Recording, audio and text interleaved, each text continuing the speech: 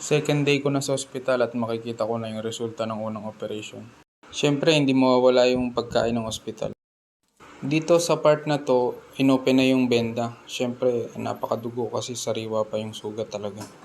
Nag-decide din ako na videoan para documentation sa progress. Habang inaantay ko yung mga nurse, naisipan ko munang tignan yung daliri ko.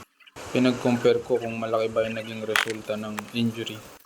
Tapos ayan, dumating na nga, may kinuha silang plastic, lalagyan ng mga tatanggaling benda. Tapos ilalagyan nila ng saline water para madaling matanggal sa sugat yung mga dumikit na benda.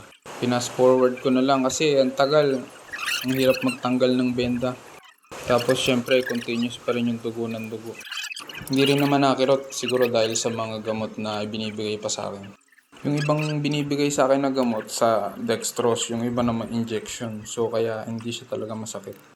Yung mga nurse, sila lang yung nagtanggal ng benda na inilagay sa akin. Tapos mayroon nakatoka talaga na magpapalit ng benda.